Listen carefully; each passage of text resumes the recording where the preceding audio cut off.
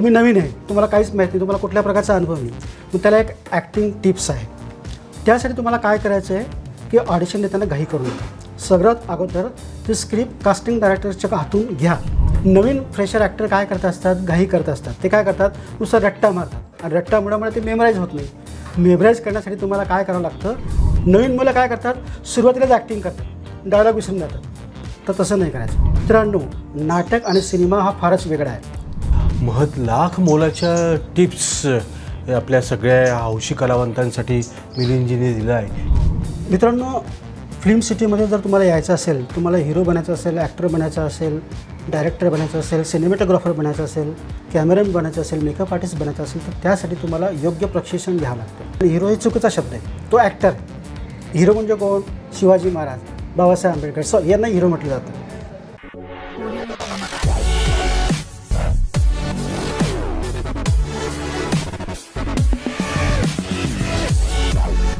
नमस्कार रसिक मित्र हो, नमस्कार. मल्हार प्रस्तुत हॉबी डुबिडू, अर्थात एक तरी छंद असावा हे ब्रीद घेऊन लोकप्रियतेच्या शिखराकडे वाटचाल करणारे आपल्या संवाद कट्ट्याचे आजचे मानकरी, आजचे अतिथी आहेत अभिनेते मिलिंद मोरे. मिलिंद मोरेजी, आमच्या या संवाद कट्ट्यावर आपलं सहर्ष स्वागत. मित्रांनो, मिलिंद मोरे यांच्याबद्दल मी नक्की सांगितलं पाहिजे आपल्याला. वय वर्ष 52. नाट्यशास्त्राची डिग्री त्यांनी घेतली आहे. त्याच्या अगोदर ITI त्यांनी केलेलं आहे. संगणकाचं उत्तम नॉलेज त्यांच्यापाशी आहे. तंत्र ते वेगवेगळ्या पद्धतीनं शिकलेले आहेत. असा हा छंदिष्ठ माणूस, नाटकाकडे गांभीर्याने बघणारा, पण करिअरच्या दृष्टीने मात्र सिनेमात संधी मिळालेला. तर एकूणच जी काही नाटकाकडून सिनेमाकडे वाटचाल ही जी आहे, हा आजचा आपल्या एपिसोड क्रमांक 212 या एपिसोडाचा हा विषय आहे मित्रांनो. आणि तुम्हा सगळ्यांना, तरुण नाट्यकर्मींना, सिनेमाकर्मींना त्यांच्याकडनं काही महत्त्वाच्या टिप्स दिल्या जाणार आहेत आपल्या या गप्पांच्या माध्यमातून. तर पुन्हा एकदा आमच्या मल्हारच्या अख्ख्या टीमच्या वतीने मिलिंदजी आपलं स्वागत आहे. मगाशी आपली ओळख करून देताना मी सांगितलं की तुमचं वय बघता थोडं उशिरानं तुम्ही डिग्री घेतली. येस. पण त्याच्या अगोदर वेगवेगळे छंद तुम्ही मनापासून जोपासलेले आहेत, नाही का? तर असे कुठले कुठले छंद याच्याशिवाय नाट्यकला आणि सिनेमा असे तुम्हाला की ज्याच्याकडून ते पूरक ठरले पुढं, जरा प्लीज. सर, एक उत्तम क्रिकेटपटू होतो भुसावळमध्ये. बरं बरं बरं बरं. रणजीपर्यंत मी मजल मारलेली आहे. अच्छा अच्छा. भुसावळ रेल्वेकडनं मी क्रिकेट खेळायचो. वाह वाह. कॉलेजमध्ये तर फेमस होतो. मिलिंद मोरे नावाची माझी स्पेशल टीम राहायची. क्या बात आहे. मुलांची टीम FY SY BA अशी राहायची. माझी टीम माझ्या नावाने असायची. अच्छा अच्छा अच्छा अच्छा. आणि त्याच्यामुळे मला कॉलेजमध्ये मार्क कमी मिळायचे. बरं बरं बरं. पास व्हायचे. अच्छा. मग घरच्यांना पण ती चिंता लागली की बाबा हा अभ्यास करत नाही, याचं कसं होईल पुढे. म्हणून पप्पांनी मग मला ITI टाकलं. अच्छा. तरी याला टेक्निकल नॉलेज मिळावं आणि त्या टेक्निकल म्हणून तो लागेल म्हणून नूतन मराठा कॉलेजच्या ITI माझं नाव टाकलं. बरं बरं बरं. अच्छा. पण गंमत अशी झाली, ते खाजगी ITI असल्यामुळे तिथं शिक्षक वेळेवर यायचे नाही आणि भेटायचे नाही. खाजगी शिक्षक शिकवायला तिथं 6-6 महिन्याने शिक्षक पळून द्यायचे, पगार वेळेवर होत खाजगी असल्यामुळे. मग माझं टेक्निकल नॉलेज चांगलं होतं कारण मी 10वी टेक्निकल होतो. त्यामुळे तिथल्या खेडेगावातले जे विद्यार्थी ITI त्यांनी प्रवास येताना मी ड्रॉइंग शिकवायचो आणि त्या मुलांना खूप आवडायचं. मग एक दिवशी भोयटे सरांची माझी ओळख झाली, तानाजी भोयटे साहेब. त्यांनी माझा गुण ओळखला आणि त्यांनी मला सांगितलं, बाळा तू ह्या पोरांना शिकवून तू इथं शिक्षक होऊन जा. म्हटलं सर, मी इथं शिकायला आलो, मला नॉलेज पाहिजे. ठीक आहे म्हणजे आम्ही काळजी करू नको, मी तुझ्यासाठी शिक्षक आयोजित करेल, पण तात्पुरतं तू यांना शिकव ड्रॉइंग. म्हणून मग मला तिथं शिक्षकाचं आवड निर्माण झाली शिकवण्याची. मग ITI पूर्ण झाल्यानंतर मी मुंबईला गेलो नोकरीच्या निमित्त. पण त्याच्या अगोदर मला दीपनगर पॉवर स्टेशनमध्ये ॲप्रेंटिसचा कॉल आला. तिथे 1 वर्ष ॲप्रेंटिस केली, पण माझं मन काय तिथं रमत नव्हतं. आणि मी टाइम्स ऑफ इंडियाला नेहमी बिल गेट्सचा फोटो बघत होतो, जगातला सर्वात श्रीमंत माणूस. आणि मला त्याच्याबद्दल कुतूहल निर्माण झालं की हा माणूस असं काय करतो, याला इतके पैसे भेटतात, हा इतका श्रीमंत कसा काय. म्हणून मी त्याची खोलवर माहिती घेण्याचा प्रयत्न केला. नंतर मला कळलं की ते मायक्रोसॉफ्टचे चेअरमन आहे बिल गेट, जगातला श्रीमंत माणूस. म्हणून त्यांनी टेक्नॉलॉजी शोधलेली आहे किंवा मायक्रोसॉफ्ट विंडोज नावाची ऑपरेटिंग सिस्टम त्यांनी तयार केलेली आहे. मग यासाठी काय करावं लागतं, याला काय शिक्षण लागतं, याला काय करावं लागतं. आणि मी त्याचा तपास केला. तर जळगावमध्ये वैष्णवी तंत्रनिकेतन पॉलिटेक्निक होतं मोरे सरांचं, प्रमोद मोरे सरांचं. अच्छा अच्छा अच्छा. हां. मग त्यांच्याकडे मी गेलो आणि चौकशी केली की सर असं असं हा कुठले कोर्सेस आहे कॉम्प्युटरचे. मग तेवढं तुझं शिक्षण काय झालं आहे. म्हटलं सर मी 10वी जेएमटेम आहे, 12वी आर्ट आणि ITI जस्ट केलेलं आहे म्हटलं खाजगीमधून मी, पण मला प्रॅक्टिकल नॉलेज फार कमी आहे. ठीक आहे म्हणे, आपल्याकडे 2 वर्षाचा एक कोर्स आहे कॉम्प्युटर हार्डवेअर नेटवर्किंग, त्याला तू ॲडमिशन घेऊ शकतो. मग बोरे सरांनी मला 2 वर्ष कॉम्प्युटर नेटवर्किंगमध्ये तयार केलं आणि मला मग त्यांनी जॉब दिला OJT म्हणून, ऑन जॉब ट्रेनिंग मुंबईसाठी. पण मुंबईमध्ये जॉब करत असताना माझं ती उत्सुकता जास्त वाढत गेली आणि एका टेक्निकल इन्स्टिट्यूटने मला ऑफर दिली की सर तुम्ही आमच्याकडे आम्ही तुम्हाला फॅकल्टी म्हणून अपॉइंट करतो, तुमचं नॉलेज चांगलं आहे आणि मुलांना तुम्ही आवडता असं आम्ही ऐकलेलं आहे. म्हणून त्यांनी मला PC पॉईंटमध्ये प्रायव्हेट लिमिटेडमध्ये जॉब दिला आणि तेव्हापासून मी 15 वर्ष मुंबईत as a faculty computer networking म्हणून करत राहिलो. आणि त्याच्यामध्ये मग एक पाटील सर मला भेटले आणि त्यांनी सांगितलं की मिलिंद तू फक्त 12वी पास आहे आणि पुढे तू ह्या फॅकल्टी म्हणून काम करतो, पण तुझं नॉलेज तुला अपडेट करावं लागणार आहे, कारण हे सगळे BEचे मुलं आहे, डिप्लोमा इंजिनिअरिंग पुढे ह्या पूर्ण शिकवायचं म्हणजे तुला तुझं नॉलेज पण अपडेट करावं लागेल. मग सर मला काय करता येईल? मग म्हणजे तू 12वी आर्ट आणि IT आहे, तुला इंजिनिअरिंगला ॲडमिशन मिळणार नाही, कारण त्याला 12वी सायन्स लागतो कमीत कमी, जेमतेम तरी असला तरी 12वी सायन्स पास लागतो. मग सर काय करता येईल? मग त्यांनी मला एक गंमत सांगितलं की मिलिंद म्हणे ऑनलाईन मायक्रोसॉफ्टच्या एक्झाम असतात इंटरनॅशनल, त्या परीक्षा तुला द्याव्या लागतील, पण त्या साध्या परीक्षा नाही, तुला त्याच्यासाठी खूप अभ्यास करावा लागेल. मग सर मी काय करू? मग त्यांनी सांगितलं की मला MCSC नावाचा कोर्स आहे मुंबईला, तो करतो, मायक्रोसॉफ्ट सर्टिफाईड सिस्टम इंजिनियर. आणि तो कोर्स केला आणि तो मला इतका आवडला की त्याच्यामध्ये 2 वर्ष मी घडून राहिलो आणि जळगाव जिल्ह्यातला पहिला मायक्रोसॉफ्ट अभियंता म्हणून मान मिळवला. ती परीक्षा मी 1000पैकी 999 गुणांनी पास केली. बरं. आणि मग आमच्याच सरांनी मला सांगितलं की जळगाव जिल्ह्यातला पहिला मुलगा आहे तो मायक्रोसॉफ्ट इंजिनियर पास केलेला आणि तोही नॉन टेक्निकल मुलगा. BEची मुलं सुद्धा त्याच्यामध्ये फेल होतात, तू ही परीक्षा पास केली. ते 7 एक्झाम मी पास केले आणि त्याच्यामुळे घरचे पण खुश झाले की ह्या मुलाने काहीतरी करून दाखवलं, त्यांना माझी चिंता होती. मग गंमत अशी झाली की 15-20 वर्ष मी मुंबईत काम केलं, पुण्यात 5 वर्ष VRI टेक्नॉलॉजीमध्ये as a senior technical faculty म्हणून मी काम केलं. 5,000 पुराणा रोजगाराला लावलं, प्लेसमेंट केलं. त्याच्यानंतर बेंगलोरला गेलो, मग प्रमोशन मिळालं मला. पण त्याच्यामध्ये ट्रॅजेडी अशी झाली की 2010मध्ये माझे वडील अचानक वारले. बरं. वडील वारल्यानंतर मोठे भाऊ पण माझे वारले, ते मुंबईच्या सचिवालयामध्ये काम करत होते आणि आई एकटी पडली जळगावमध्ये. मग आईने मला सांगितलं की मिलिंद आता पैसा आपल्याला इम्पॉर्टंट नाही, थोडी आपली शेती आहे, तू घराकडे येऊन जा, कारण मी एकटी सेफ्टी सांभाळू शकत नाही. म्हणून मी आईच्या सांभाळाकरता जळगावला आलो. जळगावला 1-2 वर्ष मी पास केला, पण नंतर मला कंटाळायला लागलं, बोर व्हायला लागलं रिकामं बसून, काय करायचं. आणि जळगावमध्ये IT इंडस्ट्री नव्हती तेव्हा, ITचं तेवढं बोलबाला नव्हतं. पण जळगावमध्ये एक सिलिकॉन व्हॅली नावाचं एक इन्स्टिट्यूट ओपन झालं होतं. बरं. मग तिथे सहज मी ॲप्लिकेशन केलं, त्यांनी मला घेऊनच टाकलं डायरेक्ट. मग तिथे 2 वर्ष मी ॲज अ मॅनेजर आणि टेक्निकल फॅकल्टी म्हणून काम केलं आणि त्या पोरांना पण मी प्लेस केलं IT कंपन्यांमध्ये. नंतर ती कंपनी काही काळानंतर बंद पडली, त्यांना काहीतरी इकॉनॉमिकल लॉस झाला म्हणून. मग परत मी रिकामा झालो.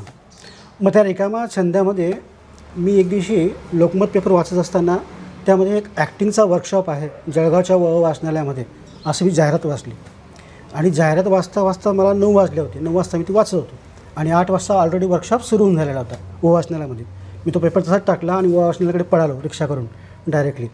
सगळी जागा फुल झाली होती, वाचनालय पूर्ण भरून गेलं होतं, मला ते एंट्री देत नव्हते.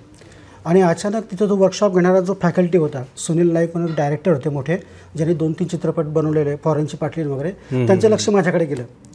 त्यांनी तिकडनं आवाज दिला की त्याला मध्ये येऊ द्या. त्यांनी मला मध्ये टाकला आणि त्यांनी एक स्क्रिप्ट खिशातून काढली आणि त्यांनी मला डायरेक्ट स्टेजवर बोलवलं की बाळ ही स्क्रिप्ट तू वाचून दाखव मला. आता मला ते कळलं नाही की ती मला ॲक्टर म्हणून बघताय म्हणून मी ते स्क्रिप्ट वाचली आणि त्यांना इतकी आवडली की त्यांनी मला विचारलं की तू कुठेतरी नाटकात काम करतो का? म्हटलं सर नाही, मी नाटक आतापर्यंत एकदा पण काम केलं नाही आहे. मग कुठं सिनेमात काम करतो का? म्हटलं सर नाही. मग एक काम कर, परवा पुण्याला ये, तुला एका सिनेमात मी काम देतो आहे. म्हटलं सर पण मी काहीच शिकलो नाही आहे. ठीक आहे म्हणे, काय काळजी करू नको, 2 दिवस माझ्याबरोबर इथं जळगावला थांब, तुला मी ॲक्टिंगचं पूर्ण प्रशिक्षण देतो, तुला फीज वगैरे काही भरायची नाही. तो एखादी 3,500 कोर्स फी होती त्याची 3 दिवसाचा. मग त्याच्यामध्ये त्यांनी मला तयार केला आणि पुण्याला परवा दिवशी बोलवलं आणि तिथं हसीना पारकर नावाचा हिंदी सिनेमा चालू होता. ती त्यांनी मला पोलिसाची भूमिका डायरेक्ट ऑफर केली, कारण मी थोडा जाडजोट्ट आहे, पोट जरा बाहेर आहे, कॉमेडी आहे. त्याच्यामुळे त्यांनी डायरेक्टरने मला पाहिलं, कास्टिंग डायरेक्टरने, आणि यार इसको पोलीस का रोल दे दो. मग त्यांनी मला पोलीसचा रोल दिला. मग पोलीस म्हणून मी त्याच्यात 2 मिनिटाचा रोल केला, हसीना पारकर. तो माझा पहिला पिक्चर 2017मध्ये राजकमल थिएटरला तो आला होता. बऱ्याच लोकांनी माझा त्यावेळेस सत्कार वगैरे केला, त्यांना माहितीच पडलं. नंतर मग मी काही ऑडिशन दिल्या सिनेमामध्ये, पण मी ते ऑडिशन क्रॅक करत नव्हतो. बरं बरं बरं बरं. हां, मग मला समजत नव्हतं की मी सिलेक्ट का होत नाही. मला तर ह्याला कोणी सिनेमात काम दिलं, मग सिलेक्ट का नाही होत. मग काही मित्रांना मी विचारलं, मुंबईकडे गेलो, मुंबईचे काही सिनेमाचे कोर्स केलेल्या मित्रांना विचारतो की मी सिलेक्ट का बरं होत नाही. मी तर सिनेमात काम केलेलं आहे. ऑडिशन देताना मी कास्टिंग डायरेक्ट आपण विचारलं, मी ह्या सिनेमात काम केलं आहे. मग त्यांनी मला सांगितलं, तू ह्या सिनेमात जरी काम केलं तर तू ज्युनियर आहे, तू सिनियर नाही आहे, तू कॅरेक्टर आर्टिस्ट नाही आहे. तू नाटकाचं काम केलं आहे का, नाटकामध्ये काही हे केलेलं आहे का, काही डिग्री आहे का तुझ्याकडे, का फिल्म मेकिंग डिग्री केलेली आहे. तू जे ऑडिशन देतो तू सगळी चुकीची ऑडिशन देतो आहे. तू डायलॉग बोलतो आहे पण ॲज अ ॲक्टरसारखा डायलॉग तू बोलत नाही आहे. बरं बरं बरं. अच्छा. तू पूर्णपणे नौखा आहे. कॅमेरा इथं असतो, तो कॅमेरा इकडे तिकडे पळतो. असं सिनेमात चालत नाही. मिलिंदजी, मी थोडं तुम्हाला यात सांगेल, तुम्ही पूर्वपीठिका सांगतायत, बॅकग्राऊंड सांगतायत, म्हणजे संगणक तिकडे पण तुम्ही कम्प्युटरला एक स्पर्श करून आलात. Yes sir. सगळं झालं ते वर्कशॉपमध्ये तुम्ही ती जिद्दीनं गेलात. आणि तिथं तुम्हाला हसीना पारकर सारखा म्हणजे चांगल्या बॅनरचं चित्रपट करायला मिळाला. हो हो, त्याच्यात तुम्ही हवालदाराची भूमिका केली, पोलिसाची. उत्तम. पण मग तुम्ही डिग्री पण केलेली आहे नाट्यशास्त्राची? हो. मग ते डिग्रीचं असं झालं की मुंबईला ऑडिशन फेलत होतो. अच्छा. मित्र मला सांगायचे की जोपर्यंत तुला पूर्णपणे त्याच्यातलं नॉलेज नाही आहे तोपर्यंत तू ह्या इंडस्ट्रीमध्ये येऊ नको. एका कास्टिंग डायरेक्टरशी बोललो, तर कास्टिंग डायरेक्टर मला सांगितलं की तू काहीतरी ॲक्टिंगचा कोर्स करून घे, मुंबईत भरपूर इन्स्टिट्यूट आहेत. मग मी तिथं गेलो. मुंबईला अंधेरीला एक एरिया आहे स्पेशल ॲक्टर लोकांचा, आरामनगर म्हणून. तिथे भरपूर ऑडिशन चालत असतात रोजचे. हजारो भारतातली मुलं ॲक्टर होण्यासाठी तिथे येत असतात. मी पण त्यांच्या लाईनमध्ये उभा राहायचो, फेल होऊन परत यायचो, सकाळ संध्याकाळपर्यंत परत यायचो, निराश होऊन परत यायचो. मग भाऊ होता, भाऊने मला सांगितलं की मिलिंद तू हे जातो आहे, करतो आहे, पण याच्याबद्दल तुला नॉलेज सक्सेस होणार नाही, कारण हे साधं क्षेत्र नाही आहे, याच्यामध्ये तुला काहीतरी केलं पाहिजे. म्हणून मी जळगावला परत आलो. जळगावला परत आल्यानंतर मी एक जाहिरात पाहिली, bachelor of vocation in film making and dramatics, Bendale कॉलेजची. आणि सहज मी बेंडाळे कॉलेजला गेलो. तिथं जयेंद्र लेगुरवाडे सर बसले होते. त्यांना विचारलं की सर हे काय आहे, फिल्म मेकिंग अँड ड्रामॅटिक्स. मग त्यांनी मला सांगितलं की हे व्होकेशनल कोर्स आहे, पंतप्रधान स्किल योजनेमध्ये चालू केलेले आहे. याच्यातून मुलांना नोकरी जरी मिळाली, स्वतःचा रोजगार तो करू शकतो, काहीतरी उद्योग करू शकतो. म्हटलं सर मला याला ॲडमिशन घ्यायची आहे. म्हटलं तुमचं वय किती आहे? म्हटलं सर मी आता 48 वर्षाचा आहे. पण याच्या अगोदर मी एका सिनेमात काम केलं आहे. म्हटलं मग नाटकाचा काही अनुभव आहे का तुम्हाला? म्हटलं सर काहीच नाटकाचा मला अनुभव नाही आहे, पण नाटकाचे बरेचसे ओळखतात म्हटलं मित्र मला, आणि थोडं वाचण्याचं आवड आहे म्हटलं मला. मी कादंबऱ्या वगैरे वाचायची मला फार आवड आहे. छावा, संभाजी, राहू वगैरे कादंबऱ्या वाचतो. आणि मी कादंबऱ्या वाचताना असं शांततेत वाचत नाही, जोरजोरात वाचतो, लहान मुलासारखं घरामध्ये. त्याच्यामुळे मला त्यातले कॅरेक्टर कळतात आणि त्याच्यामुळे ती ॲक्टिंगची मला आवड निर्माण होते. म्हणून मग त्यांनी सांगितलं की अशी फी आहे 10,000 रुपये पर इयरला, तुम्हाला जर ॲडमिशन घ्यायचं तर मी तुम्हाला देतो, पण मग तुम्ही एकटे वयस्कर येतं, अजून 4-5 वयस्कर लोक घेऊन या, म्हणजे प्रौढांसाठी एक स्पेशल बॅच आपण चालू करू. म्हणून मी माझ्या काही मित्रांना सांगितलं. वैशाली देशपांडे म्हणून आज 60 वर्षाच्या आहेत, त्या पण सिनेमा क्षेत्रात काम करतात, नाटक क्षेत्रामध्ये चांगल्या प्रकारे काम करत आहेत. एक किशोर निकुम म्हणून आहे रायटर, ते पण या क्षेत्रात काम करत आहेत. त्यांना मी ही कल्पना सांगितली. म्हणजे ठीक आहे सर तुम्ही घेता, तर आम्ही पण घेतो ॲडमिशन. आमच्याबरोबर बरेचसे लहान 12वी झालेले मुलं होते आणि आम्ही 4 लोक त्याच्यात प्रौढ होतो. असं 3 वर्ष आम्ही ते शिकून घेतलं. मग फिल्म मेकिंग आणि ड्रामॅटिक्समध्ये मग फिल्म मेकिंग आणिचं पूर्ण तंत्र आम्ही शिकलो, पण त्या ठिकाणी आम्हाला जास्त नाटकाचं शिकायला मिळालं. बरं. कारण त्यांना फिल्म मेकिंगचं तेवढं नॉलेज होतं, कारण सगळे टीनेजर लोक होते आणि शिकवणारे फॅकल्टी फार लहान होते वयाने, अनुभवाने पण कमी होते आणि त्यांच्याकडे डिग्र्या नव्हत्या. पण त्यांनी मला नाटकाचं चांगलं प्रकार नाटक दिलं, म्हणजे किरण अडकमोल असतील, निंबाळकर मॅडम, जळगावसारख्या छोट्या शहरामध्ये सुद्धा म्हणजे ते तुम्हाला हे तंत्र शिकायला मिळालं. हो, नाटक मी शिकलो. वा वा. बरं.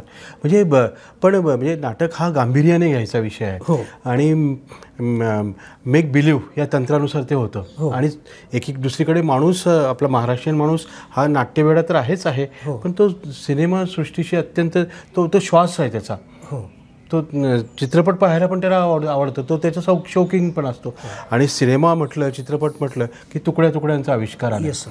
तर मगाशी तुम्ही ती प्रवास सांगत असताना कास्टिंगमध्ये तुम्ही म्हणजे ती जे कास्टिंग कॉल येतो किंवा ऑडिशनला आपण जातो, तर आत्ता मात्र तू या टप्प्यावर आयुष्याच्या हा कोर्स केल्यानंतर, काही चित्रपट केल्यानंतर, काही शॉर्ट फिल्म्स केल्यानंतर आणि चांगल्या प्रशिक्षकांच्या मार्गदर्शनाखाली शिकल्यानंतर, प्रशिक्षित झाल्यानंतर आत्ता तुम्हाला नेमकं या टप्प्यावर कळतं आहे की कास्टिंग कॉल असेल किंवा एखाद्या ऑडिशन टेस्ट द्यायची असेल तर नेमकं काय काळजी घेतली पाहिजे, पूर्वतयारी कशी केली पाहिजे, कसे डायलॉग्स बोलले पाहिजे. नाटक हा सर सिनेमाचा बेस आहे आणि नाटक आणि सिनेमा ही 64 कलांची आई आहे.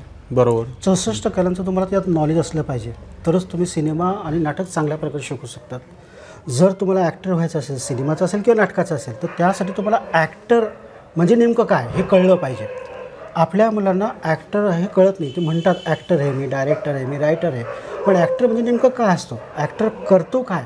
ॲक्टर म्हणजे फक्त जीन्सचे कपडे घालणं, चांगले कपडे घालून सिनेमात उभं राहणं इतकं सोपं नाही आहे ते. कास्टिंग डायरेक्टरला काय हवं असतं, कास्टिंग डायरेक्टर तुमचा चेहरा बघत नाही, कास्टिंग डायरेक्टर तुमची बॉडी बघत नाही, कास्टिंग डायरेक्टर तुम्ही किती सुंदर आहे ते बघत नाही. कास्टिंग डायरेक्टर तुमचं ॲक्टिंग स्किल बघतो, की तुमच्यामध्ये ॲक्टिंग स्किल कुठकुठचे, तुमची इमोशन तुम्ही कसे देताय, तुम्ही रडता कसे, तुम्ही स्क्रिप्टनुसार हावभाव कसे करताय, स्क्रिप्ट कसे तुम्ही मेमराईज करताय. आणि आपल्याकडचे नवीन जे ग्रामीण भागातले मुलं असतात, ज्यांना अर्धवट नॉलेज असतं, ते लोक डायरेक्टली ऑडिशनला जातात आणि त्याच्यामुळे ते फेल होतात. आणि मग त्यांची ती नाराजी होते, त्यांना ते नॉलेज नसतं की ऑडिशन देताना प्रोफाईल कसा दिला पाहिजे. बऱ्याच मुलांना प्रोफाईल हा शब्द कळत नाही. करेक्ट. इंग्रजी वीक असल्यामुळे प्रोफाईल हा शब्द कळत नाही आणि प्रोफाईल कसं द्यावं कळत नाही. आणि प्रोफाईल देताना ते कॅमेरासमोर नसतात, इकडे तिकडे पळतात. त्याच्यामुळे कॅमेरासमोर स्थिर उभं राहत नाही आणि कॅमेरासमोर ॲक्टरला स्थिर उभं राहावं लागतं. ॲक्टरला स्थिर उभं राहून ॲक्टिंग करावं लागते, ही त्यांना माहीत नसतं. ते मोठमोठे हावभाव करतात, हातवारे करतात, कारण त्यांना नाटकाचं प्रशिक्षण असतं.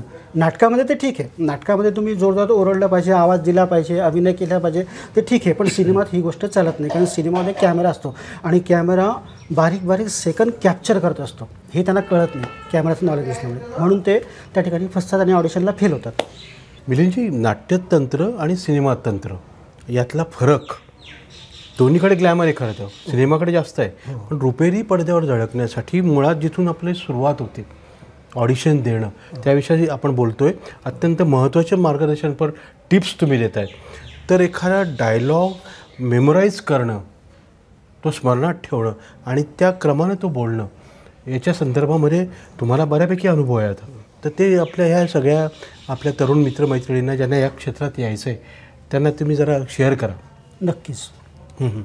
नवीन कलाकारांना एक महत्त्वाची सूचना, नाटक आणि सिनेमावाल्यांना, ज्यांना ज्यांना सिनेमात यायचं असेल, ऑडिशन द्यायचं असेल, त्यांनी सर्वात अगोदर कास्टिंग डायरेक्टर काय काम करतो हे माहिती जाणून घ्यायचं. त्याच्यानंतर प्रोफाईल म्हणजे नेमकं काय असतं.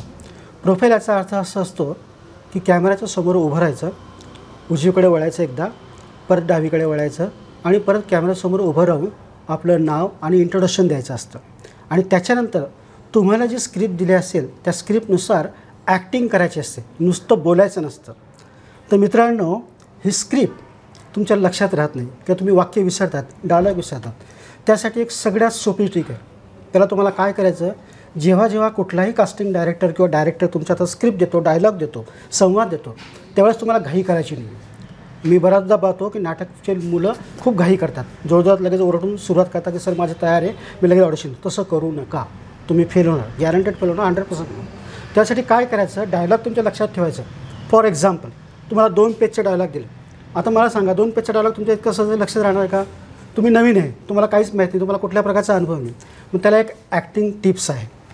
त्यासाठी तुम्हाला काय करायचं आहे की ऑडिशन देताना घाई करू नका.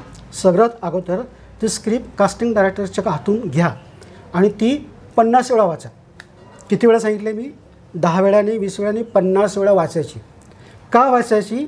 तर स्क्रिप्ट अगोदर तुम्ही समजून घ्या, त्यांनी काय म्हटलं आहे, त्यात कुठला रस आहे, कुठला भाव आहे, त्यांना म्हणायचं काय, घटना कुठली आहे, ती घटना तुम्हाला लक्षात ठेवायची.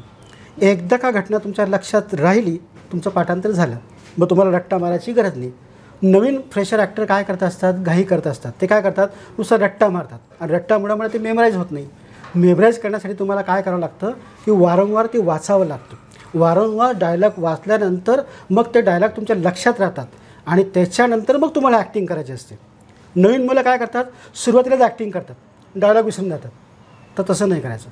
सुरुवातीला तुम्हाला डायलॉग स्क्रिप्ट मेमराईज करायची, भरपूर वेळा वाचून मेमराईज केल्यानंतर जेव्हा तुम्हाला खात्री होईल की खरंच आता आपला पाठ झाले, त्याच्यानंतर मग तुम्हाला ॲक्टिंग सुरुवात करायची.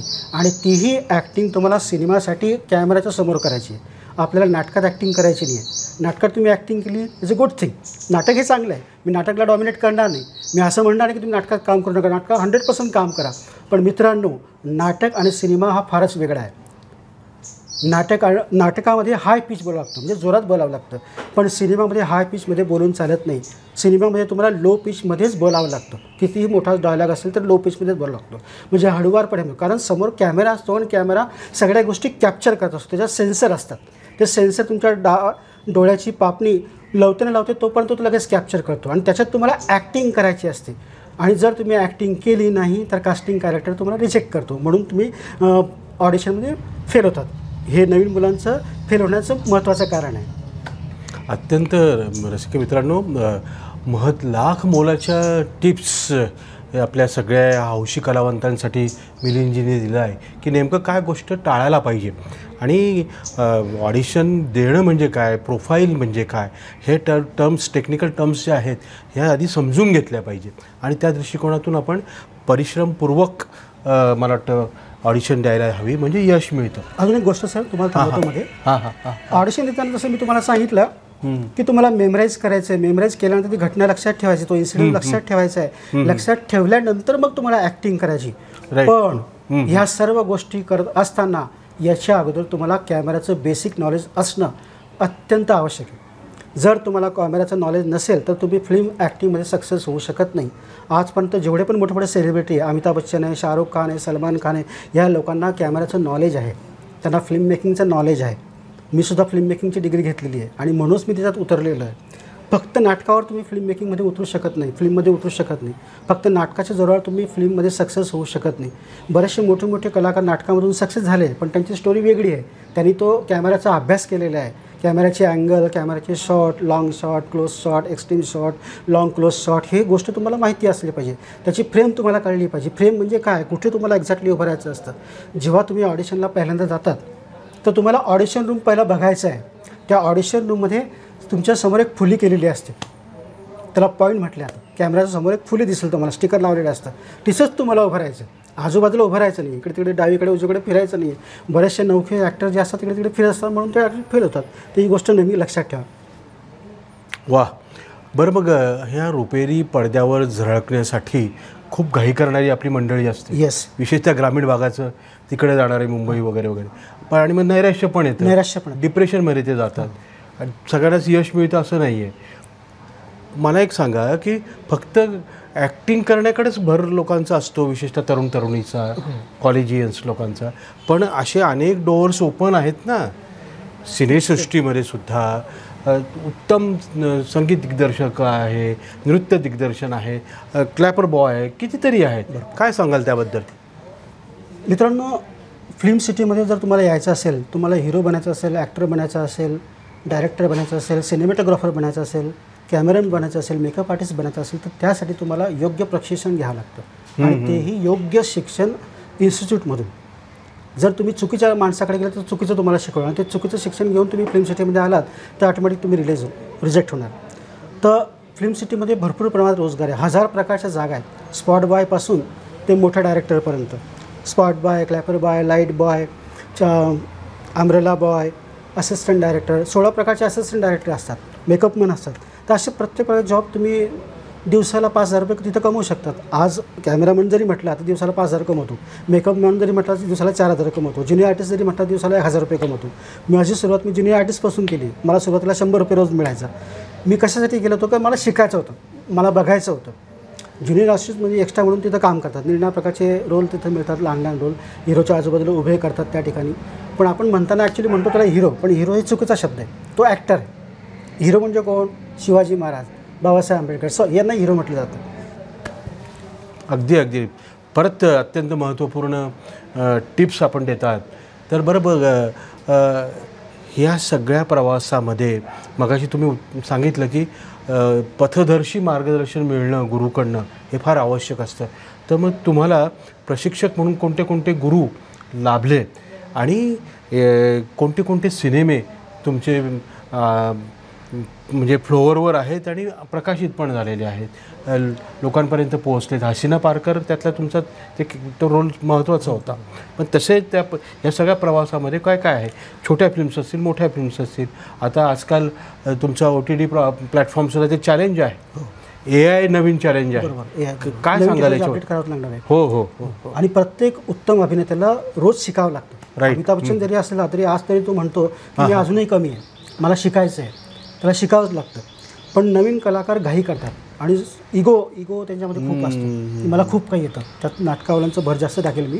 नाटकवाले ऐकून नाही घेत डायरेक्टर, बनचुके प्रकार. अच्छा अच्छा. घाई खूप करतात, शिकत नाही ते बरोबर, आणि ऐकून नाही घेत. लिसनिंग स्किल फार महत्त्वाची आहे फिल्म सिटीमध्ये. एक्झॅक्टली. लिसनिंग स्किल जर तुमच्याकडे असेल तर तुम्ही डायरेक्टरचं ऐकून, तो डायरेक्टर काय म्हणतोय हे मुद्देसूद ऐकलं तर तुम्ही त्यात सक्सेस होतात. ही गोष्ट महत्त्वाची आहे त्या ठिकाणी. बरोबर आहे, बरोबर आहे. आणि मग मी मगाशी सांगितलं तुम्हाला की सिनेतंत्र आणि नाट्यतंत्र, नाट्यशास्त्राची डिग्रीच तुम्ही 3 वर्षांची घेतली. पण सिनेमाकडे वळताना पुण्यात पण तुम्ही कोर्स केला आणि चांगल्या खऱ्या अर्थानं शास्त्रोक्त शिक्षण तुम्हाला गुरूंकडनं मिळालं. सगळ्यात मला पहिले इतरांसाठी, इतर अन्य लोकांच्या माहितीसाठी त्यांची नावं आपण जरूर घ्या. सगळ्यात पहिले माझे जे गुरु आहे पुण्यातले सुनील नाईक, जे आता डायरेक्टर आहे, फेमस डायरेक्टर आहे. फॉरेनची पाटलीन वगैरे सिनेमा त्यांनी केलेले आहेत. बरं. त्यांनी मला जळगावमध्ये 3 दिवसाचं ट्रेनिंग दिलं आणि त्यांनीच मला स्वतः पहिल्यांदा काम दिलं. सिनेमामध्ये डायरेक्ट उतरवलं त्यांनी आणि खूप छानपैकी त्यांनी मला ॲक्टिंग शिकवली. थोडंसं बेसिक कॅमेराचं नॉलेज दिलं, डायरेक्टरचं नॉलेज दिलं. त्याच्यानंतर मग मी बेंडाळे कॉलेजमध्ये डिग्री केली बॅचलर ऑफ व्होकेशनची. त्याच्यामध्ये जयेंद्र लेकुरवाळे सरांनी खूप मला मार्गदर्शन केलं. त्याच्यामध्ये माझे काही फॅकल्टी होते, सुचित्रा लोंढे मॅडम, ज्यांनी मला ॲक्टिंगची थिअरी शिकवली. किरण अडकमोल, जे आता सध्या 15 वर्ष नाटकामध्ये काम करत आहेत, उत्तम डायरेक्टर आहे, सिनेमात काम करत आहेत. त्यांनी माझ्याकडनं ॲक्टिंग काढून घेतली, ॲक्टिंग कशी करतात, डायलॉग कसे लक्षात ठेवतात. रमेश भोळे सर असतील, त्यांनी मला सिनेमाचं नॉलेज दिलं बेसिक, की सिनेमा कसा तयार केला तो, सिनेमाचं बेसिक काय आहे, सिनेमाच्या कोणकोणत्या गोष्टी असायला पाहिजे, कोणकोणत्या गोष्टी नसायला पाहिजे. त्याच्यानंतर निंबाळकर मॅडम असतील आणि बेंडाळे कॉलेजचे सगळे फॅकल्टी, त्यात ब्रॉडकास्टिंग जर्नलिझमचे बरेचसे फॅकल्टी आमच्या गेस्ट लेक्चर म्हणून यायचे, देशमुख सरांसारखे, की जे आम्हाला निर्णयाविषयी नॉलेज द्यायचे की कॅमेरा असा असतो, बातमी अशी तयार करतात, स्क्रिप्ट अशी तयार केली जाते, स्क्रिप्ट अशी लिहिली जाते. आणि त्याच्यानंतर मग मुंबई युनिव्हर्सिटीचे बापूस सर्वगौड PhD होल्डर, ज्यांनी फिल्म मेकिंगमध्ये PhD केली, ते निळ्या प्रकारचे वर्कशॉप घेतात. अच्छा. Script writing, film script writing आणि फिल्म डायरेक्शनचे. त्यांच्याकडे मी 1 हफ्त्याचा वर्कशॉप केला. त्यांनी मला एक प्रमाणपत्र दिलं. त्याच्यानंतर मी समर मुखर्जी म्हणून बंगाली डायरेक्टर, त्यांच्याकडे कॅमेऱ्याची ट्रेनिंग घेतली, पूर्ण फिल्म मेकिंगची ट्रेनिंग घेतली आणि मग मी प्रॅक्टिकली ट्रेन झालो आणि मग मी फिल्म सिटीमध्ये काम करायला सुरुवात केली. हे असे माझे सगळे गुरु आहेत. वा वा वा वा. पण मग म्हणजे आत्ता सध्या फ्लोअरवर असलेले तुमचे सिनेमे कोणते? आणि कारण ते कोल्हापूरला वगैरे पण तुम्ही शूटसाठी गेला होता. सगळ्यात पहिला सर माझा सिनेमा आहे तो हसीना पारकर होता. त्याच्यामध्ये मला पोलिसाची भूमिका त्यांनी दिली होती आणि एक छोटी गुंडाची भूमिका दिली होती. ती जी हसीना पारकर, तिच्या आजूबाजूला फिरायचं फक्त पंटर म्हणून, अशी छोटीशी भूमिका होती. ती माझा पहिलाच सिनेमा होता तो. त्याच्यानंतर मला प्रदीप भोई, जळगावचे एक डायरेक्टर, नाटककार आहे प्रदीप भोई, यांनी त्यांच्या सपन पिक्चरमध्ये गुंडाची भूमिका दिली. फायटिंगचा सीन होता, स्टंटमॅन म्हणून मला तो छोटासा एक रोल त्यांनी दिला होता, कारण ती माझी मित्र, त्यांच्याबरोबर नाटकात मी काम करत असतो सारखं. त्याच्यानंतर किरण अडकमोल सरांनी, प्रशांत सोनवणे म्हणून एक डायरेक्टर आहे, त्यांनी मोहाडीमध्ये एक वेब सिरीज तयार केली. त्याच्यामध्ये असिस्टंट डायरेक्टर म्हणून संधी दिली. त्यांच्याबरोबर मी 7 दिवस असिस्टंट डायरेक्टर म्हणून काम केलं. त्याच्यानंतर मी बेबी जॉन नावाचा जॅकी श्रॉफचा सिनेमा केला ठाण्यामध्ये. 2 दिवस जॅकी श्रॉफबरोबर मी होतो. तिथं पण मी पोलिसाची भूमिका केली. आणि 5 मराठी सिरियल मी केली आहे. त्यामध्ये एक आवर्जून सांगेल, निवेदिता माझी ताई नावाचं मराठी सिरियल सोनी मराठीला चालू आहे. 10:30 वाजता लागतं ते. त्याच्यामध्ये मी प्राचार्याची भूमिका केलेली आहे. त्याच्यानंतर माझा आला संत ज्ञानेश्वर मुक्ताई मराठी सिनेमा, आता 16 एप्रिलला तो रिलीज झाला आहे. त्यात मी भटजीची भूमिका केलेली आहे. त्याच्यानंतर गोधराकांडवर एक सिनेमा आला होता आता नुकताच राजकमल टाकीला, त्याच्यामध्ये पण मी गुंडाची भूमिका केलेली आहे. मी निरनिराळ्या भूमिका करत असतो. मी जास्त कॉमेडियन आहे आणि आता सध्या कोल्हापूरला माझे 5 सिनेमा चालू आहे. त्यापैकी पहिला जो सिनेमा आहे जवळ मॅरिड, रोमॅन्टिक कॉमेडी सिनेमा आहे. याच्यात माझी कॉमेडी भूमिका आहे गवडी वकिलाची. त्याच्यानंतर राखूस नावाचा सिनेमा आहे, त्यात विलनचं भूमिका आहे. त्याच्यानंतर बरेचसे 3-4 सिनेमा आहेत, ते अजून शूटिंग चालू आहे. त्याच्यामध्ये मी ॲज अन ॲक्टर आणि असिस्टंट डायरेक्टर म्हणून कोल्हापूर, पुणे आणि मुंबईला काम करतो आहे. त्याची लेंथ भूमिकेची किती येते महत्त्वाचं नाही आहे, ती भूमिका जगणं महत्त्वाचं आहे. तर त्यामुळे तुम्ही छोटी भूमिका असं बघत नाही, ती संधी मानतात आणि ती मिळालेल्या संधीचं सोनं करण्याचा प्रयत्न. तुमचं म्हणणं आहे खरं सर. माझ्या पण ते गैरसमज, मी नेहमी डायरेक्टरशी भांडायचो की सर मला तुम्ही इतका छोटासा रोल का देतात. बरं. डायरेक्टर हसायचा, मोरे रोल मोठा असो की छोटा असो तो महत्त्वाचा नाही, तो काय करतोय, तो काय स्किल दाखवतो ते महत्त्वाचं आहे. ते लोकांना आवडतं आहे का. तू 1 मिनिटाचा रोल कर, पण लोकांना ते पब्लिसिटी फेमस करतं का. जॉनी लिव्हरनं पहिला छोटासा रोल केला आहे, तो हिरो आहे का, तो मेन हिरो आहे का सिनेमाचा, पण ते असरानीने कॉमेडी केलेली आहे, छोटे रोल केले त्यांनी, त्याच्यातून ते मोठे झालेले आहे. तसं त्यांनी मला शिकवलं की बाबा तू काय कर, तुला जो रोल दिला तो कर, पण तू मन लावून कर, जो मुलांना लोकांना आवडला पाहिजे, त्याच्यातून तू मोठा होणार आहे. आणि तेव्हा मला शिकायला मिळालं. बऱ्याचशा नकारार्थी गोष्टी मी जेव्हा सिनेमामध्ये येतो तेव्हा होत्या, ज्या मुलांच्या असतात नॉर्मली नाटकच्या नवीन नवीन शिकणाऱ्या मुलांच्या असतात, तसंच नकारार्थी मन पण माझं होतं. बरेचसे गैरसमज होते, पण ते गैरसमज फिल्म सिटीमध्ये काम करताना अनुभव घेताना मला ते दूर झाले. तुमच्यासारख्या गुरूंनी मला ते गायडन्स केलं की सर असं असं असतं, असं असं तुम्हाला करायचं आहे आणि असं करून तुम्ही सक्सेस होऊ शकता. याच्यामध्ये एकदम तुम्ही सुपरस्टार बनवू शकत नाही, यासाठी खूप संघर्ष असतो. प्रत्येकाने ते संघर्ष केलेला आहे. नक्कीच नक्कीच. बरं, पण मग म्हणजे ह्या सगळ्या तुमच्या प्रवासामध्ये काही गुरूंची नावं, मार्गदर्शकांची नावं तुम्ही अगदी आवर्जून घेतली, कृतज्ञतेच्या भावनेतनं घेतली. तसंच तुमच्यासमोर रोल मॉडेल म्हणून, कॅरेक्टर आर्टिस्ट म्हणून आपल्या भारतीय सिनेसृष्टीतील कोणाची नावं पटकन येतील ओठांवर?